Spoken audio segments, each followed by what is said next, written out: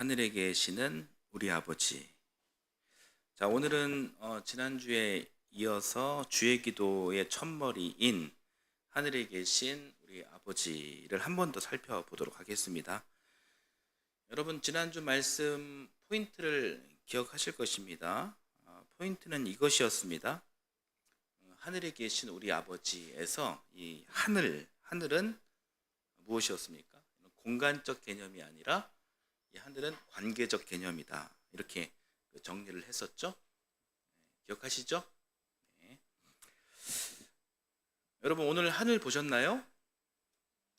네, 오늘 좀 구름이 좀 있기는 하지만 그래도 하늘이 좀 맑은 편입니다. 하늘이 참 높고 그리고 예쁩니다. 하늘이 이렇게 맑고 이렇게 예쁘기는 하지만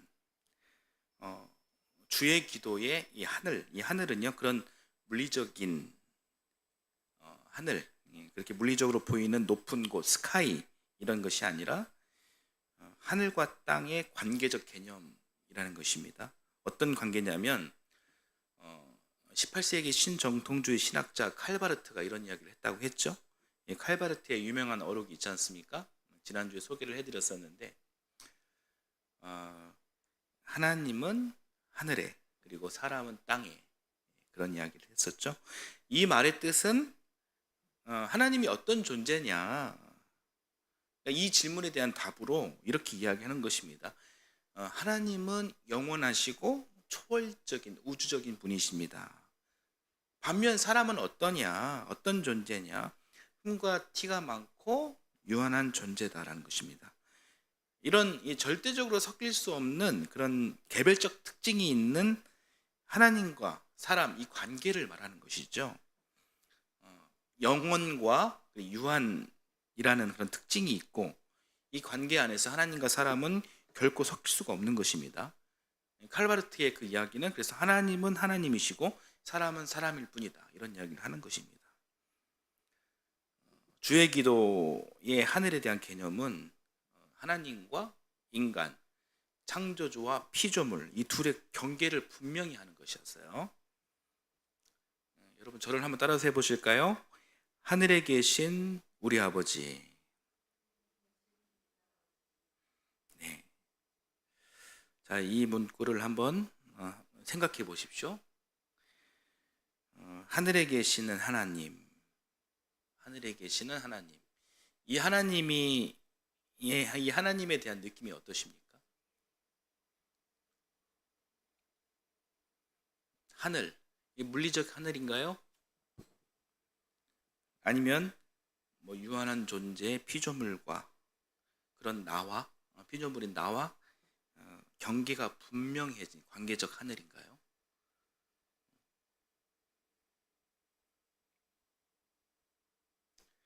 예, 그렇습니다. 여러분, 태양계 안에서 지구는 이 태양의 빛을 통해 생명이 피어나고 유지됐죠. 그런 절대적 의존 상호 관계로 이 태양과 지구가 있지만, 이 태양과 지구가 이게 섞일 수가 있나요?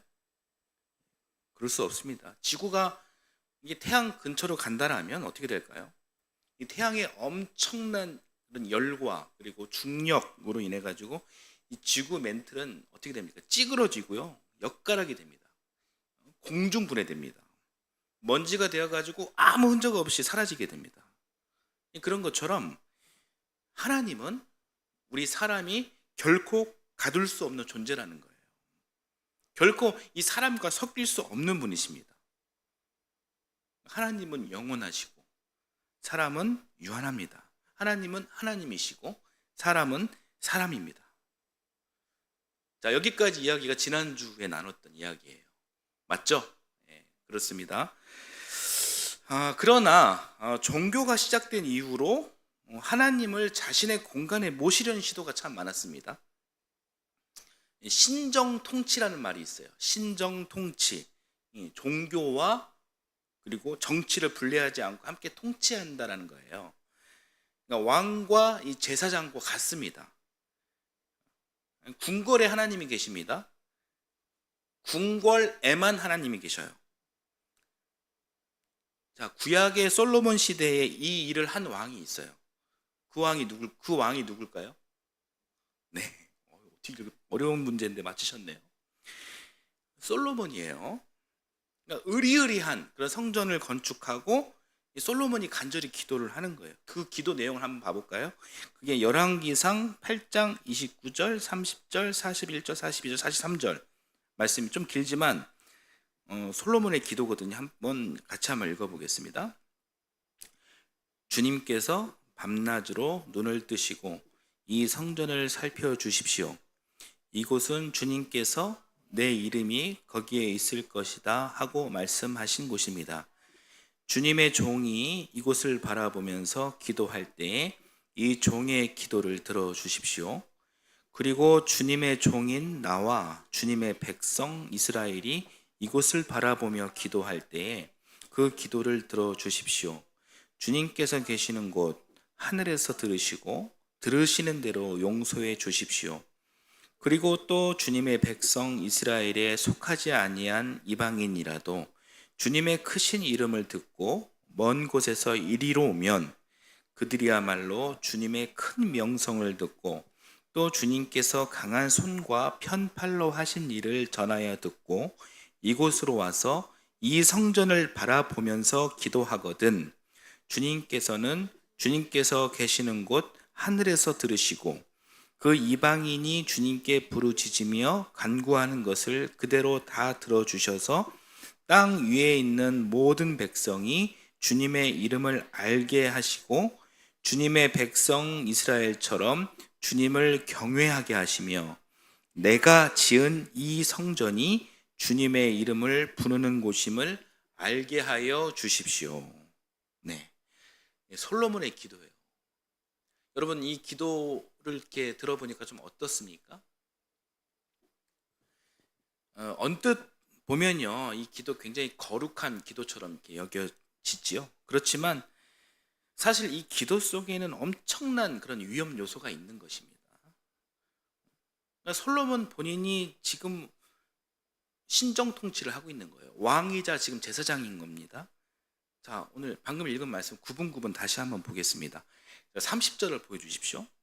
그리고 주님의 종인 나와 주님의 백성 이스라엘이 이곳을 바라보며 기도할 때 그 기도를 들어주십시오. 주님께서 계시는 곳 하늘에서 들으시고 들으시는 대로 용서해 주십시오.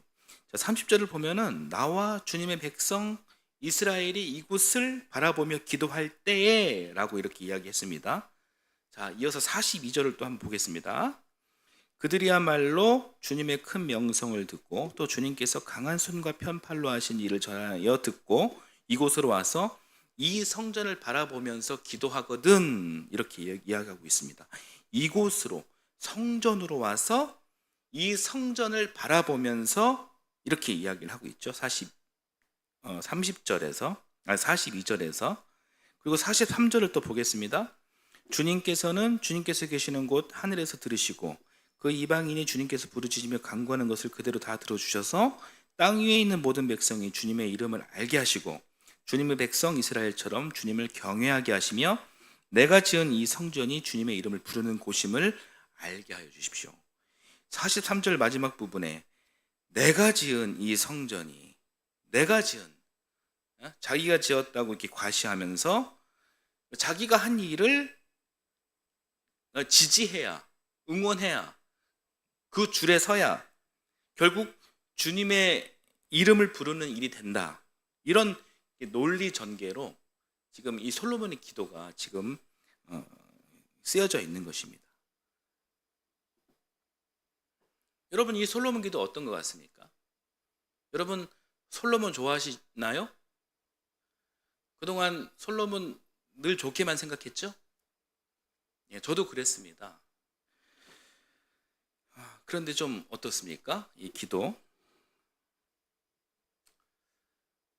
제가 동탄하이교회 지금까지 개척한 지 이제 7년 차가 됐는데요. 제가 이제 여러분들과 이렇게 말씀을 이렇게 나누면서 또 말씀을 전하면서 제가 하나님에 대해서 소개를 할 때 이렇게 했던 것 같아요. 하나님은 천지를 창조한 분이시다.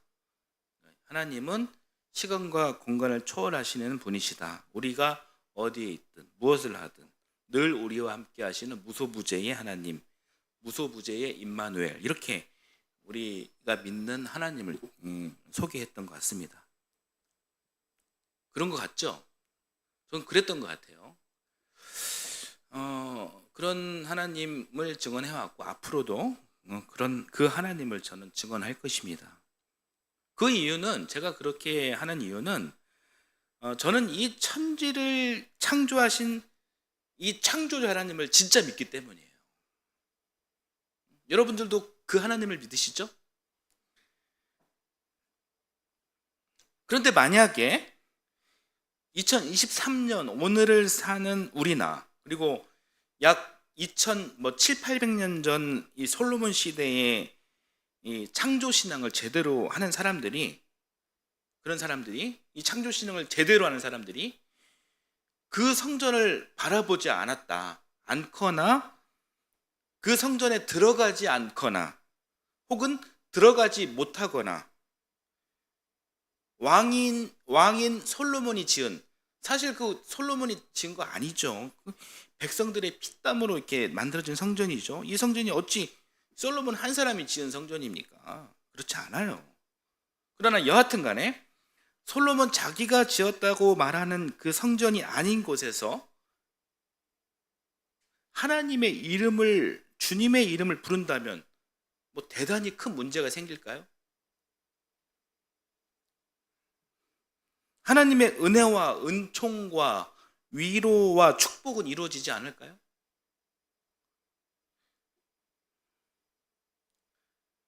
참 안타깝게도 우리나라 이 대형교회의 신화들, 성전 중심의 신화들이 바로 여기에서부터 시작했습니다. 의리의리하고 거대하고 화려한 그런 멋진 집을 짓고 그 집안에 하나님이 계신다라는 거예요. 우리 같은 이 작은 상가교회 같은 경우에는 하나님이 출장 가셨거나 거의 안 계시거나 약하게 계신다라는 거예요. 이 대형교회 성전 안에서 어떤 문제가 발생할까요? 이 목회자가 신격화가 됩니다. 이 안에서 면죄부를 사고 팔고, 이 안에서 성폭력 문제가 발생하고, 또 엄청난 돈이 이렇게 모아지니까 재산이 증식되고, 세습을 강행하고, 교회 안에서 알게 모르게 재산 문제, 권력 문제가 끊이지 않는 것입니다. 온갖 불법과 죄악이 만들어진다는 거예요. 세상의 법과 기준은 그런 걸 허용하지는 않지만 일반 백성들, 평민들에게는 불가능한 일이지만 왕이자 제사장인 나는 괜찮다. 나는 면죄부를 사고 팔아도 괜찮다. 이단들, 뭐 JMS 이런 데는 여신도를 성폭행해도 괜찮다. 나는 괜찮다. 세습하는 교회들은 내 혈육, 내 자식으로 그렇게 세습을 해도 괜찮다. 어떤 교회는 시민들에게 돌아갈 그 땅을 초법적으로 이렇게 취해서 내가 취해도 괜찮다. 그런 거예요. 내가 하나님이고, 그리고 이 의리의리한 교회 안에 하나님이 계시니 하나님은 모든 불법을 눈감아 주신다. 이 불법을 합법으로 바꿔주신다는 것입니다. 대형교회에서 벌어지는 일들입니다. 아직까지 제가 기억나는 충격적인 하나의 사건은 몇 해 전에 서울의 강남의 S교회, 우리나라에서 뭐 제일 큰 교회라고 자랑하는 교회입니다. 그 교회에서 시민들에게 돌아갈 이 시민들에게 돌아갈 이 땅을 초법적으로 이 교회 땅으로 바꿔놨어요. 가능하죠. 왜냐하면 그 교회 중직자들이 뭐 판검사고요, 또 유력한 또 정치인들이기 때문에 뭐 평민들은 불가능한 일들을 충분히 가능하게 하죠. 그렇게 시민들에게 돌아갈 땅을 초법적으로 교회 땅으로 바꿔놓고 그 땅에 우리나라에서 제일 큰 그런 건축물을 지었습니다. 그리고 다 짓고 첫 예배를 드릴 때 강단 뒤에 제가 이제 충격을 받은 그 문구가 뭐였냐면은 강단 뒤에 대형 현수막을 걸어놨어요. 내용은 이 모든 것 다 하나님께서 하셨습니다. 그 걸어놓고 이제 첫 예배를 드리는 겁니다. 깜짝 놀랐습니다. 땅 매입 과정, 건축 과정의 불법성 때문에 뭐 당시뿐만 아니라 오늘까지도 아직도 이 소송 중이거든요. 소송이 계속되고 있고 또 교회 안에서는 지금 심각한 지금 몸살을 앓고 있습니다. 아직까지도. 그리고 여전히 이 사회적 문제로 남아 있고 그 일 때문에 지금 여전히 한국 교회, 우리나라의 교회들이 지금 욕 먹고 있어요. 지탄을 받고 있습니다. 그 일로 인해 가지고 아직도 죄 없는 예수님이 욕 먹고 계시고, 그리고 이 교회가 지금 이 사회의 혐오 시설이 되어가고 있는데 참 그 모든 것이 다 하나님께서 하셨다 이렇게 이야기를 하니까 저는 화가 나야 되는데 화보다는 굉장히 좀 이렇게 충격을 받게 된 것이죠. 어떻게 저럴 수 있을까?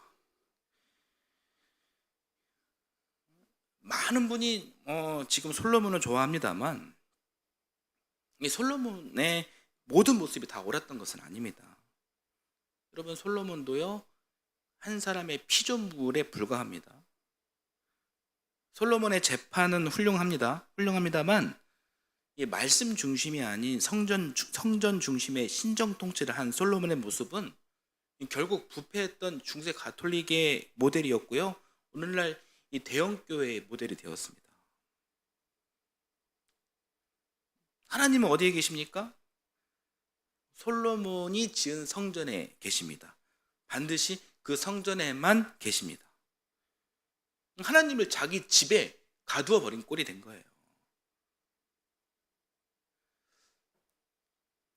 그래서 이 솔로몬 시대의 이 백성들은요 늘 의기소침했습니다.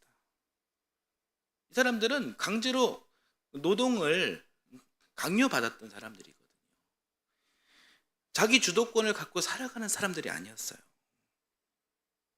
감히 솔로몬이 지은 성전을 함부로 바라보지도 못했습니다. 이 바쁘게 사느라 바라볼 여유도 없었고 또 그것을 볼 만한 신분도 안 되었습니다. 그 성전에 들어가는 일은 더 어려운 일이었죠. 돈 있고 백 있는 사람들만 들어갔습니다. 돈과 백으로 그 신앙의 자유함을 얻은 것입니다. 그 사람들은요. 그렇게 그 사람들은 죄사함을 얻었습니다. 그러나 백성들은 하나님이 계신 그곳을 바라볼 여유도, 바라볼 자격도, 바라볼 신분도 안 되는 것이죠. 그러니까 늘 죄인이고 맨날 고생해도 죄인이고 하루에도 수십 번, 수백 번 그렇게 죽어야 하는 사람들이었어요. 그런 백성들의 마음이 어땠을까요?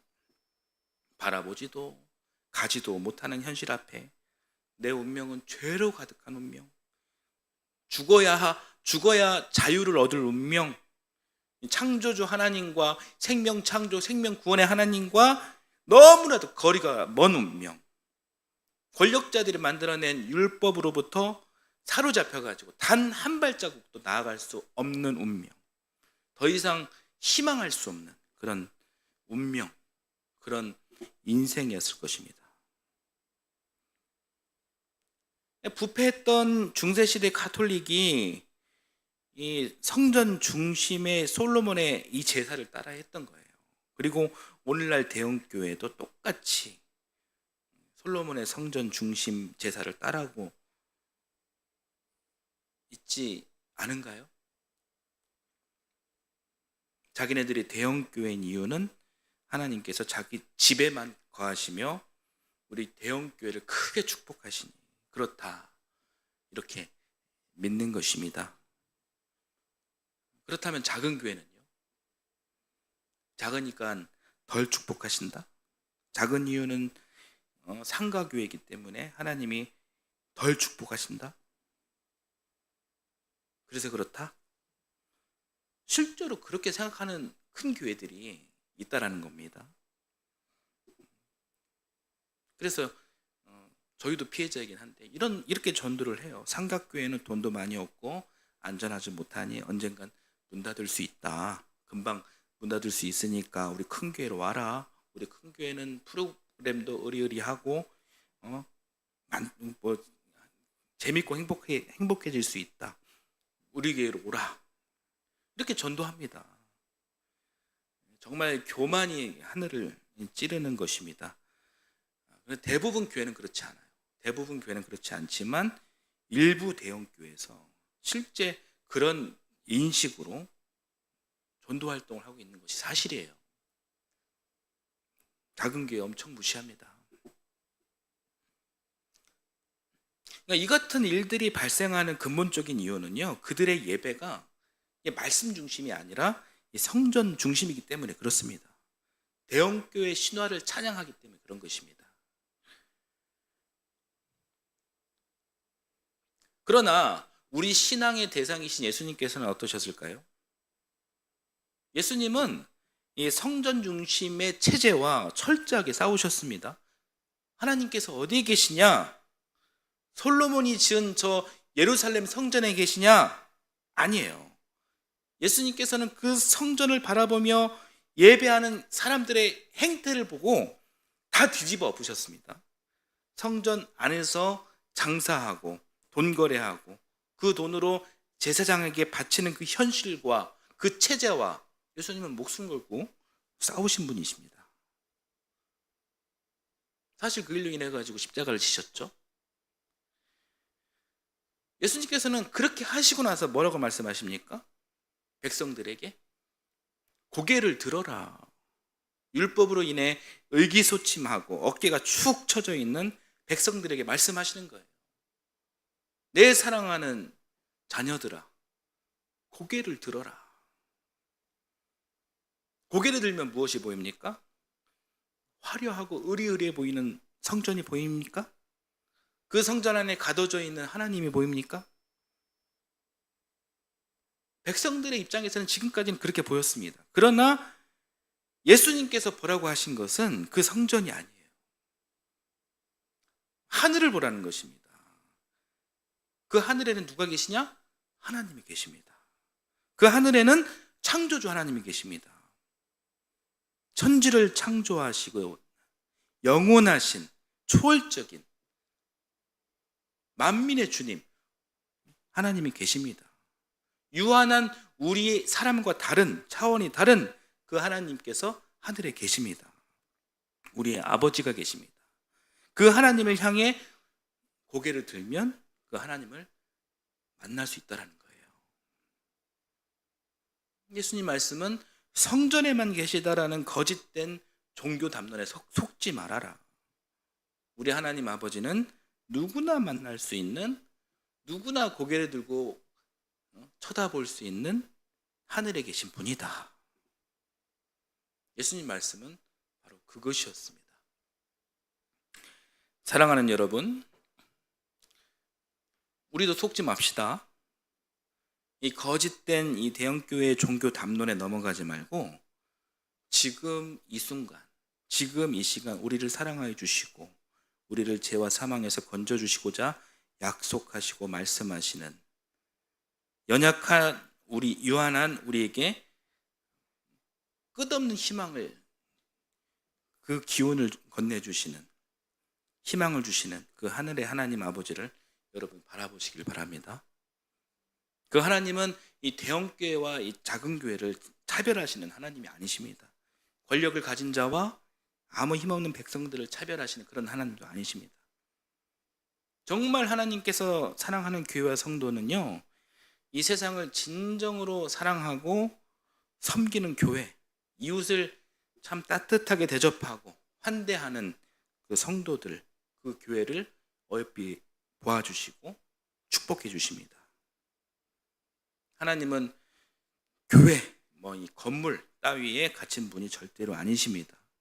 우리 교회뿐만 아니라 모든 교회를 다 초월하시고 이 우주를 창조하시고 지배하시는, 감히 우리들 언어로 하나님을 다 담아내고 설명할 수 없는 그런 높으신 분, 그런 하늘에 계신 분이 바로 우리 하나님이십니다. 여러분, 그 하나님을 믿으시길 바랍니다. 자, 오늘 본문 마태복음 5장 43절 45절 말씀을 다시 한번 보겠습니다. 같이 한번 읽겠습니다. 같이 읽겠습니다. 내 이웃을 사랑하고 내 원수를 미워하여라 하고 말한 것을 너희는 들었다. 그러나 나는 너희에게 말한다. 너희 원수를 사랑하고 너희 박해를 사람을 위하여 기도하여라. 그래야만 너희가 하늘에 계신 너희 아버지가 자녀가 될 것이다. 아버지께서는 악한 사람에게나 선한 사람에게나 똑같이 해를 떠오르게 하시고 의로운 사람에게나 불의한 사람에게나 똑같이 비를 내려주신다. 아멘. 하늘에 계신 우리 아버지, 하나님께서 하늘에 계시다는 것은 결코 성전에 갇혀 있는 것이 아닙니다. 고개를 들었을 때 오늘 이 시간 우리와 함께 하시는 분이 우리 하나님이십니다. 하늘 아래 모든 피조물을 창조하시고 그 모든 피조물을 사랑하시는 분이 우리 하나님이십니다. 만민의 주님이십니다. 그분 앞에 여러분 겸손히 무릎 꿇고 그리고 겸손하게 신앙생활 하시길 바랍니다. 여러분, 하늘을 그렇게 이해하시고 주의 기도, 주님 가르쳐 주신 기도를 머리가 아닌 가슴으로 또 우리의 영으로 한번 깊이 고백하는 여러분 되시기를 예수님의 이름으로 기원합니다. 아멘.